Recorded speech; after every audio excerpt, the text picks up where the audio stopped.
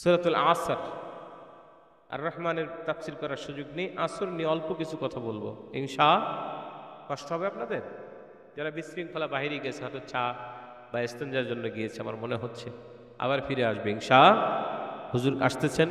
আমি অল্প সময়ের ভিতরে সূরা আসরের কয়েকটা কথা বলবো। আমার আল্লাহ কি বলেছেন? ওয়াল আসর ইন্নাল ইনসানা লাফি খুসর। আল্লাহু আকবার বলেন। আমার আল্লাহ শপথ করলেন সময়ের। কিসের শপথ? সময়ের শপথ করলেন। আল্লাহ শপথ করলেন সময়, যে সময়টা মানুষের মাঝ থেকে চলেই যাচ্ছে, এটা আর আসে না। যে সন্তানটি দুনিয়ায় আশ্রিপ আনার পরে, মায়ের উদর থেকে বের হওয়ার পরে সর্বপ্রথম যে নিঃশ্বাসটা সন্তানটা নিয়েছে, এই সন্তানটার জীবন থেকে ওই একটা নিঃশ্বাস চলে গেল কবরের দিকে, ঠিক কিনা বলেন? এই জন্য আমার আল্লাহ বললেন আল আসার, সময়ের শপথ।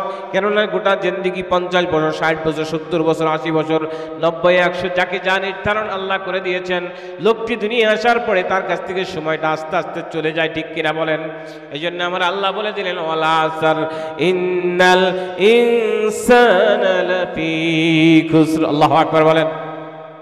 নিশ্চয়ই মানুষ ক্ষতির ভিতরে নিমজ্জিত। এরপরে বলছেন আল্লাহ, ক্ষতিটা কি? এই ক্ষতিটা বড় ভয়ঙ্কর ক্ষতি।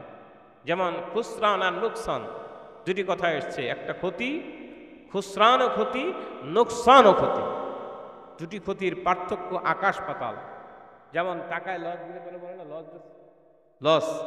বাঙালি জাতি তো তার ভাষা নিয়ে কি বলবো, আসলে অরিজিনাল বাংলা ভাষায় সে কথা বলতে পারেন। বাঙ্গালা, মূলত বাংলার ভাষা ছিল বাঙ্গালা, সংস্কৃতি ভাষা। সেই ভাষায় বাঙালি কথা বলে। বাংলা এখন সোজা হয়ে গেছে। টেকচাঁদ ঠাকুরের আলালের ঘরে দুলাল, এটা পড়ে দেখবেন যে বাংলাকে কত সোজা করেছে।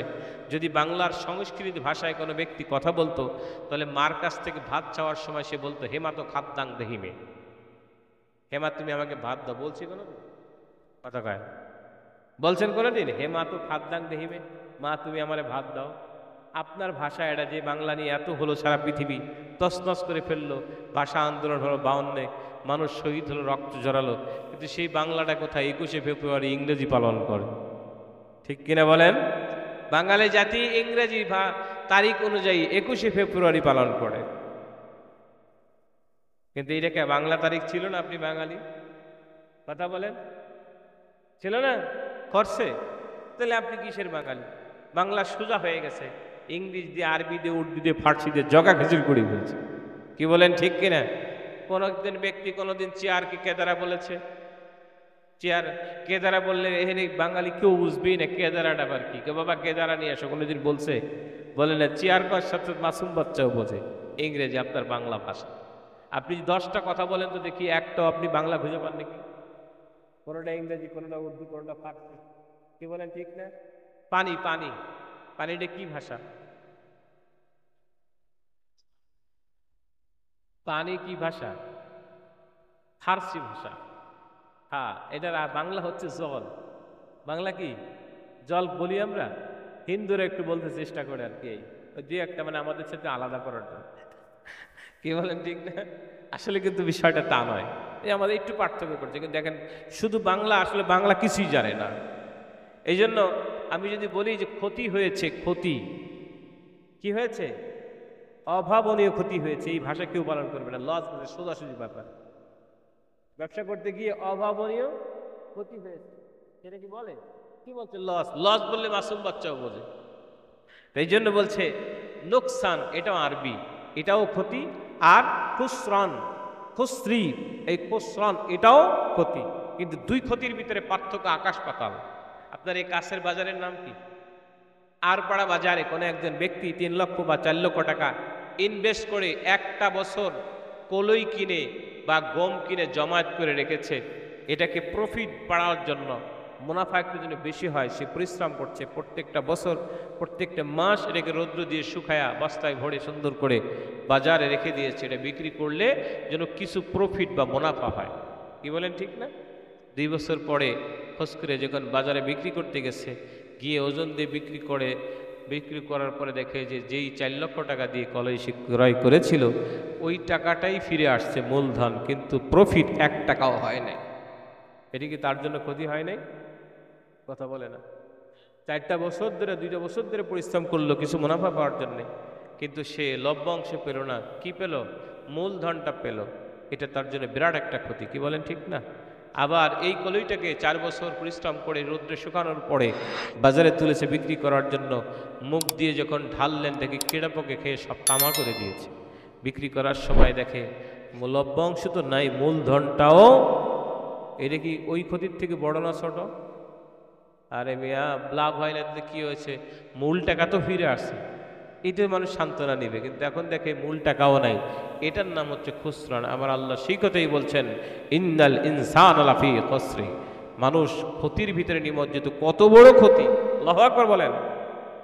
ইল্লাল্লাযীনা আমানু, আয় আমানু আসহাবিন নবী সাল্লাল্লাহু আলাইহি ওয়াসাল্লাম।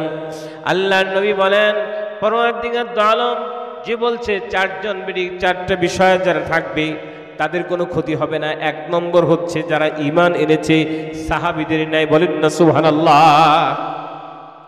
কেমন ঈমান তাদের ছিল? একটি ঘটনা বললে মনে পড়বে, বুঝতে পারবেন। হযরত আব্দুল্লাহ ইবনে ওমর রাদিয়াল্লাহু তাআলা আনহু একবার এক রাখালকে পরীক্ষা করার জন্য তিনি তাকে বললেন, ইগনি শাতিল গানাম, তুমি তোমার এই পাল থেকে একটা দুম্বা বা একটা বকরি বা একটা ছাগল আমাকে দাও।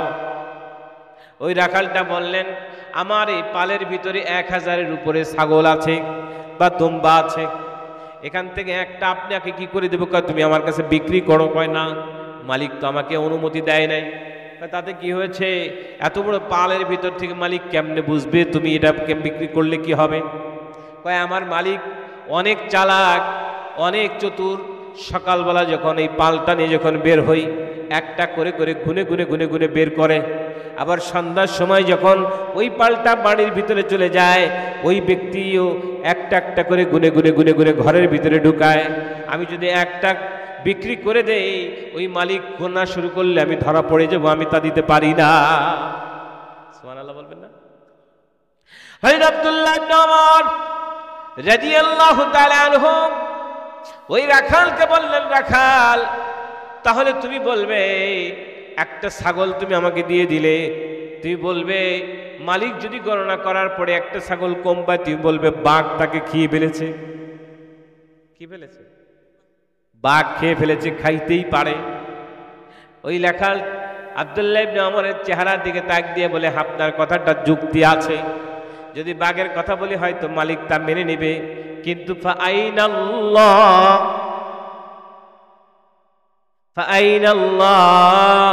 আল্লাহু আকবার বলেন। আপনি আমাকে বলছেন রাখাল বলতেছে, আপনি আমাকে বলেছেন বাঘ খেয়ে ফেলেছে, কথা বললে হয়তো মালিক মানবে, কিন্তু আমার আল্লাহ কোথায়? আল্লাহ কোথায়? মৃত্যুর আগ পর্যন্ত হযরত আব্দুল্লাহ ইবনে ওমর রাদিয়াল্লাহু তাআলা আনহু বলেন, ছেলে খালি এই কথাই বলতেন, আমার আল্লাহ কোথায়? আল্লাহ কোথায়? বলেন না সুবহানাল্লাহ। কেমন ঈমান তার ছিল! বাঘ খেয়ে ফেলেছে বললে কোনোদিন মালিকের কাছে কোনোদিন বললে মালিক কোনো রকম কষ্ট করবে না, কারণ মালিক বিশ্বাস করবে, এতে কোনো সন্দেহ নাই। কিন্তু কি বললেন? ফাইনাল্লাহ, আমি ঈমান কেমনে বিক্রি করবো? আমার আল্লাহ কোথায়? মানে আল্লাহ তো দেখবে। সুবহানাল্লাহ বলেন। এই জন্য ইল্লাল্লাযীনা আমানু, আয় আমানু আসহাবিন নবী সাল্লাল্লাহু আলাইহি ওয়াসাল্লাম, যেই ব্যক্তি ঈমান এনেছে সাহাবী আজমাইনদের মতো, ওই ব্যক্তিগুলো কোনোদিন ক্ষতির ভিতরে যাবে না। বলেন না সুবহানাল্লাহ। এরপর আল্লাহ বলেন, আমিলুস সালিহাত, নেক আমল। কি আমল? নেক আমল, যে আমলটা সাহাবীদের ন্যায় করেছে। সুবহানাল্লাহ। সাহাবীদের আমলটা কেমন ছিল? একটি ওয়াকিয়া বললে মনে পড়ে, বুঝতে পারবেন। রাসূল পাক সাল্লাল্লাহু আলাইহি ওয়াসাল্লাম একদিন আসরের নামাজ পড়ার জন্য তিনি অপেক্ষা করছেন, দেখে সাহাবীরা আসতে দেরি করছে। কি করছে? দেরি করে ফেলছে সাহাবীরা আসতে। রাসূল পাক সাল্লাল্লাহু আলাইহি ওয়াসাল্লাম অপেক্ষা করতেছিলেন। আসর প্রায় জের হয়ে যায়, তখনও সাহাবীরা কেউ আসতেছে না।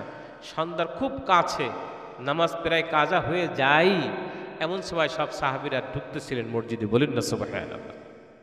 এই সাহাবীরা দেরি করে ঢোকার শেষ পর্যায়ে তাকিয়ে দেখে সিদ্দিক আকবর আবু বকর সিদ্দিক রাদিয়াল্লাহু তাআলা আনহু তিনিও সবার শেষে ঢুকতেছেন।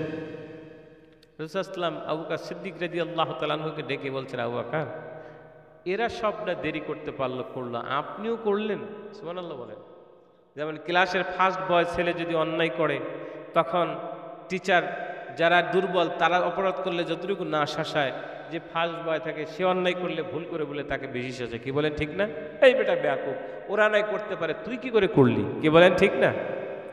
বন্ধু আমার শুনে রাখুন, আবু বকর সিদ্দিক রাদিয়াল্লাহু তাআলা আনহু যখন তিনি দেরি করে আল্লাহর নবীর সামনে আসতেন, নামাজ শেষ হয়ে গেল, আবার রাসূলকে ডাক দিয়ে বলে, ইয়া রাসূলুল্লাহ, ইয়া হাবিবাল্লাহ, হুজুর বি আবি আনতা উম্মিন, হুজুর আমার পিতামাতা আপনার কদমে উৎসর্গ হোক। নবী, আপনি যে বলেছেন আমি কেন দেরি করেছি এর একটা কারণ রয়েছে, বলেন না সুবহানাল্লাহ।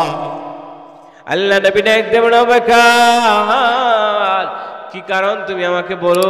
ইয়া রাসূলুল্লাহ, হাবিবাল্লাহ, হুজুর আমি যখন নামাজ পড়ার জন্য আমার জুব্বাকে গায়ে দেওয়ার জন্য আমি যখন উদ্যত হলাম, আস্তিনির ভিতরে হাত ঢুকাতেই সঙ্গে সঙ্গে দেখি আমার শরীর থেকে কাপড়টা খুলে পড়ে যায়, ছিঁড়ে পড়ে যায়। ইয়া রাসূলুল্লাহ, ইয়া হাবিবাল্লাহ, হুজুর শরীরের পোশাকটা এত জীর্ণ শীর্ণ হয়ে যায়। হুজুর গো, দ্বিতীয় আর একটা পোশাক আমার ছিল না, এটা ফেলে আমি ওটা পরে আপনার সামনে তাড়াতাড়ি এসে নামাজ আদায় করব। নবী গো, আমার পোশাকটা যখন খুলে পড়ে গেল, আমি হাতের কাছে কোনো সুতো পাইতেছিলাম না, খেজুর গাছের আঁশ বের করে সেলাই করার কারণে দেরি হয়ে যায়। হুজুর গো, এই জন্য আমি নামাজ পড়তে আমার দেরি হয়েছে। আসেনি কি এরকম গরিব দিয়ে একটা সমাজের ভিতরে এরকম ছেঁড়া কাপড় পরে নালা ব্যক্তি আছে? এখন গরিব দেখবেন ঘরের ভিতরে 3-4টা নতুন জামা ভাঁজ করা সবসময় থাকে। কি বলেন ঠিক না? আমার নবী কিংকর্তব্যবিমূঢ় হয়ে পড়লেন। আবু বকরের এই কাহিনী শোনার পরে হুজুর আর কোনো কথা বলতেছিলেন না। সিদ্দিক আকবরকে বিদায় দেওয়ার সাথে সাথেই জিবরিল আমিন আসমান থেকে নেমে আসলেন। আল্লাহ নবীকে আসসালামু আলাইকা ইয়া রাসূলুল্লাহ, আল্লাহু আকবার বলেন। জিবরিল এসে আমার নবীর সাথে কথা বলতেছিলেন। কথা বলার এক পর্যায়ে আমার নবী জিবরাইলের পোশাকের দিকে নজর পড়ে যায়। তাকিয়ে দেখে তার সেই পোশাক, এই জামাটা আবু বকর সিদ্দিক রাদিয়াল্লাহু তাআলা আনহুর সেই জামার নাই দেখা যায়। বলেন না সুবহানাল্লাহ। এই জামার ন্যায় পোশাকটা পরা আবু বকর সিদ্দিক রাদিয়াল্লাহু তাআলা আনহু যে পোশাকটা পরে আসছিলেন, ছেঁড়া সেলাই দেওয়া খেজুর গাছের সুতা দিয়া ঠিক হুবাহু ওরকম একটা জামা পরে সিদ্দিক আকবরের মতো জিবরিল আমিন রাসূলের দরবারে এসেছে। বলেন না সুবহানাল্লাহ। জিবরিল আমিন যখন মানুষের সুরাত নিয়ে রাসূলের কাছে আসতেন, তখন চেহারাটা থাকতো দাহিয়াতুল কলবির চেহারা। সুবহানাল্লাহ বলেন। কারণ দাহিয়াতুল কলবির চেহারাটা সাহাবীদের ভিতরে অন্যতম ছিল। বলেন না সুবহানাল্লাহ। জিবরিল বলে, ইয়া রাসূলুল্লাহ, ইয়া হাবিবাল্লাহ, হুজুর আপনি আমার দিকে এমনি কেন তাকিয়ে আছেন? আমার রাসূল ডাক দিয়ে বলে, ভাই জিবরাইল, কোনদিন আপনাকে এরকম জীর্ণ শীর্ণ পোশাক পরে আসতে দেখা যায় না, আজকে কেন আসলেন? জিবরিল বলে, ইয়া রাসূলুল্লাহ, ইয়া হাবিবাল্লাহ, সিদ্দিক আকবর আজকে যে কাপড়টা পরে আপনার সামনে এসেছে নবী গো, এই কাপড়টা আল্লাহর কাছে এত বেশি পছন্দ, এত বেশি প্রিয় হয়েছে, পরওয়ারদিগার আলম আরশ থেকে শুরু করে তামাম পৃথিবীতে যত ফেরেশতা আছে সমস্ত ফেরেশতাকে আজকে আবু বকরের ন্যায় কাপড় পরার জন্য নির্দেশ দিয়েছি। এই যে আমলটা থাকবে সাহাবীদের মতো। কার মতো? সাহাবীদের আমলটা এরকম ছিল। কত গরিব গরিব ছাড়া নামাজ পড়ার জন্য তারা ভালো একটা কাপড় পায় নাই। যেরকম হজরতে সাহাবীদের ভিতরে একজন সাহাবী, ওনার নামটা আমার এখন মনে নেই, ওই সাহাবী রাসূলের দরবারে নামাজ পড়তে আসতেন ফজরের সময়, সালামটা ফিরেই তাড়াতাড়ি বাড়ি চলে যাইতেন। সালাম ফিরেই বাড়ি দৌড় দিতেন, ফজরের পরে মোনাজাতটা করতেন না। অন্যান্য সাহাবীদের ভিতরে কানাঘোষা শুরু হয়ে গেল, ভাই আব্দুল করিম আমাদের সাথে নামাজ পড়তে আসে জামাতে, অথচ সেই ভাইটা আজকে নামাজ পড়ার আসার পরে সালাম ফিরে আমরা মোনাজাত করার জন্য অপেক্ষা করছি, অথচ সে এখানে থাকে না, চলে যায়। কারণটা কি? একদিন 2 দিন চলে গেল, 3 দিন পর কথাটি আমার রাসূলের কানে চলে যায়। আল্লাহর নবী সাহাবীকে সালাম ফিরে বললেন, সাহাবী দাঁড়াও, কই যাও? ইয়া রাসূলুল্লাহ, হাইবাল্লাহ, আমি পরে বলবো, আপনি আমাকে আগে ছাড়েন। আল্লাহ নবী বলার সাথে সাথে সাহাবী বাড়িতে চলে গেলেন। বাইর থেকে আইসা আবার রাসূলকে কত সময় পরে এসে হুজুরের সামনে দাঁড়িয়ে বলে, ইয়া রাসূলুল্লাহ, বলুন কি জন্য আপনি আমাকে প্রশ্ন করেছেন?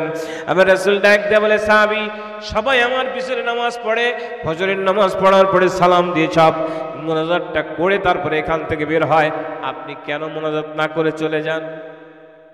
এখন তো সমাজের ভিতরে ফরজ নামাজের পরে মোনাজাত চলে যাচ্ছে, কি বলেন ঠিক না? কয় নামাজের পরে কিছু বক্তা বের হয়েছে, ইউটিউব মার্কা মৌলবী, ফতোয়া দিচ্ছে নামাজের পরে মোনাজাত করা লাগে না। কে দিচ্ছে না? রাসূলুল্লাহকে যখন প্রশ্ন করা হয় ইয়া দোয়া আসমা, ইয়া রাসূলুল্লাহ হাবিবাল্লাহ, কোন সময় দোয়াটা আল্লাহর কাছে কবুল? রাসূলুল্লাহ বলেন জাওফুল লাইলিল আখির দুবুরুস সালাতিল মাকতুব। আল্লাহু আকবার বলেন।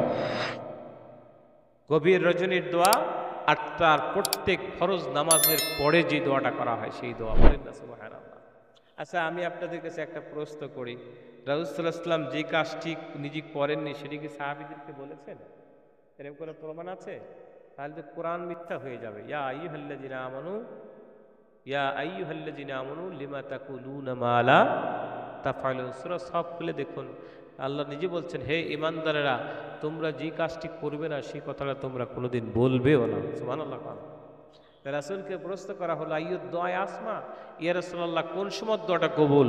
আল্লাহ নবী বলেন জাওফুল লাইলিল আখির, গভীর রজনীর দোয়া। বুঝতে পেরেছেন তো কোন সময়? না, পারেন নাই। তাহাজ্জুদের সময়। সুবহানাল্লাহ বলেন। আলাইকুম বিকিয়ামিল লাইলি ফাইন্নাহু দা'বুস সালিহিন ক্বাবলাকুম ওয়া হুয়া কুরবাতুল লাকুম ওয়া মুকাফফারাতুল লিস-সাইয়্যাত ওয়া মিনহাতু আনিল ইসম। আল্লাহু আকবার বলেন। তাহাজ্জুদের নামাজটি হচ্ছে আকাবিরিনদের নামাজ। এই নামাজ এমন নয় যে আপনার জন্য চাপিয়ে দেওয়া হয়েছে, তা না। এই তাহাজ্জুদের নামাজ পূর্বের জামানার নবীর উম্মতেরা আদায় করেছে। বলেন না সুবহানাল্লাহ। আর আমার আপনার নবীর জন্য যেটা ফরজ ছিল, কি ছিল? ফরজ। আমিনাল লাইলি ফাতাহাজ্জাদ বিহি নাফিলাতাল লাক আসা আইয়াবাতাকা রাব্বুকা মাকামান মাহমুদ। আল্লাহু আকবার বলেন। এই তাহাজ্জুদ নামাজের কারণে উম্মত মুহাম্মাদীকে তরাই নেওয়ার জন্য পরওয়ারদিগার দু আলম মাকামে মাহমুদ আমার রাসূলকে দিয়েছেন। বলেন না সুবহানাল্লাহ। এই জন্য ইসলাম যদি কখনো কোনো সময় তাহাজ্জুদটা ছুটে গিয়েছে, আল্লাহর নবী দিনের বেলায় ফরজ ফজর এবং জোহরের মাঝখানে একটা সময় 12 রাকাত তাহাজ্জুদের নামাজ পড়তেন। বলেন না সুবহানাল্লাহ। কাজা নামাজ আদায় করতেন। এই জন্য এই নামাজটি এমন একটা ইবাদত যেটা করলে বান্দা আল্লাহর খুব কাছে চলে যায়। কি করে?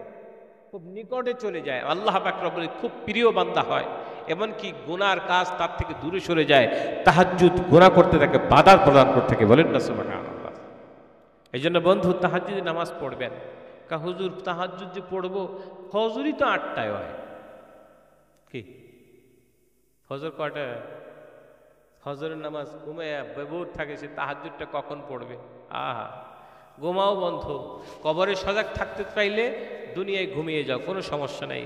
আর যদি কবরে ঘুমাতে চাও তাহলে দুনিয়ায় ঘুম ঘুমাইয়ে যাও। কি বলেন ঠিক কি না? তাহাজ্জুদের সময় যখন বান্দা আল্লাহর কাছে হাত তুলে চোখের পানি ছেড়ে কান্দে, আমার আল্লাহ কুদরতি হাত নামায়া মাথার উপরে বলে বলে, আর কান্দিস না, আমি আল্লাহ জীবনের সব গুনাহ মাফ করে দিলাম। কারণ আল্লাহ নিজে ওয়াদা করেছেন, আলা মিন মুস্তাগফির ফাগফির লাহু, আলা মিন মুস্তারজিগুন ফারজুকহু, আলা কাজা হাত্তা তাতলুআল ফাজর। আল্লাহু আকবার বলেন। আমার আল্লাহ বলছেন, বান্দা কি চাও আমার কাছে? রিজিক অন্বেষণ করছো, কি চাও আমার কাছে? গুনাহ মাফির জন্য আমার কাছে হাত তোলো, আমি আল্লাহ তোমার জীবনের গুনাহ মাফ করে দেব। আমি আল্লাহ তোমার রিজিককে বাড়িয়ে দেব। যে কোনো বিষয় তাহাজ্জুদের সময় যখন বান্দা আল্লাহর কাছে চায়, আমার আল্লাহ বাড়িয়ে দেয়। বলেন না সুবহানাল্লাহ।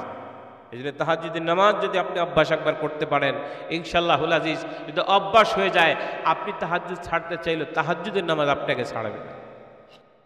আমি গতকালকে পটুয়াখালীতে কথাটা বলেছি যে তাহাজ্জুদের নামাজ পড়লে বান্দা ওলির কাছে, ওলি এমন ওলি হয় আল্লাহর প্যারা হয়ে যায়। বলেন না সুবহানাল্লাহ।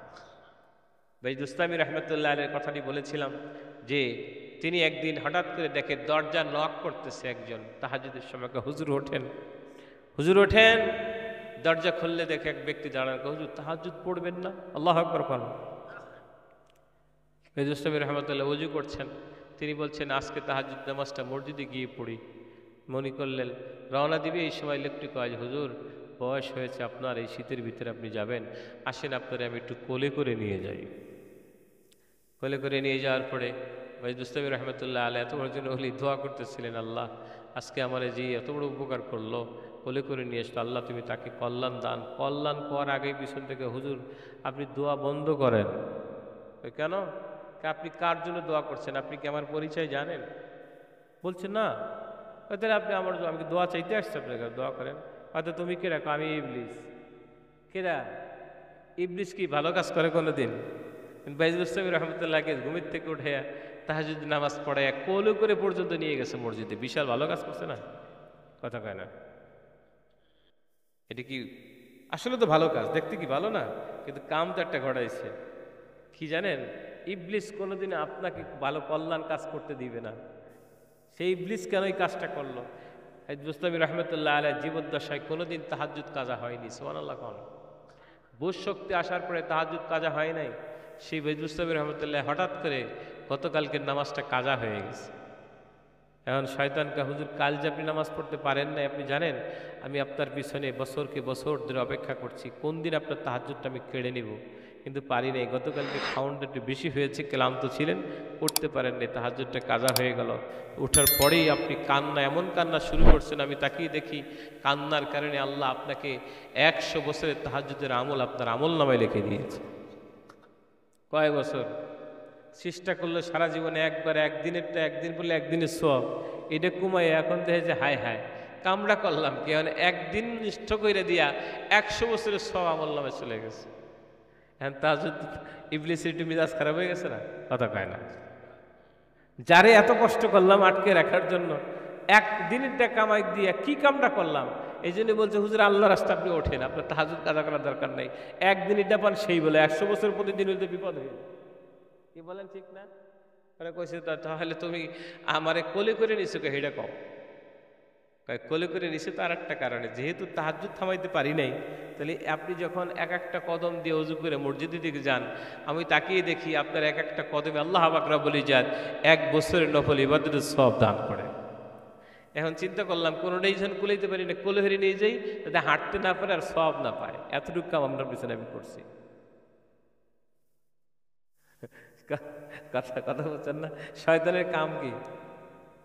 শয়তান তো চাইবেই আপনাকে, দেখেন চায়ের দোকানে বসে চা সিগারেট বিড়ি খাইতেছে, এখানে কোরআন হাদিস শোনার লোক নাই। আমি তাজ্জব হয়ে যাইতেছি, আমি দেখলাম মানুষগুলো কি সুন্দর, শয়তান কিভাবে খুঁচাইয়া মোড়াইয়া টাইট দিয়ে স্ক্রু দিয়ে স্টার্ট দিয়ে মোড়াইতেছি। ওঠ এ শুনলে কি হবে, বেরে এখান থেকে। নে চায়ের দোকানে বসে দেখেন সিগারেট টানতেছে, নাহলে উক্কা খাইতেছে। উক্কা তো এখন নাই মনে হয়। উক্কা আছে নাকি?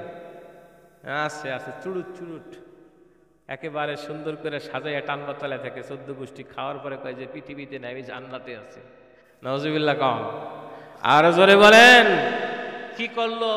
তুমি তো বুঝতেই পারলা না, জান্নাতের মজলিস থেকে তোমাকে জাহান্নামের দিকে টেনে নিয়ে গেল। কি বলেন ঠিক না? এই জন্য শয়তান তো চাইবেই না, শয়তান বের করে ওখানে বসে ইশারা দিতেছে, কারণ এর ভিতরে ঢোকার সাহসটাই, ভিতর থেকে ইশারা দিতেছে বাইরে বেটা, বের করে নিয়ে গেছে।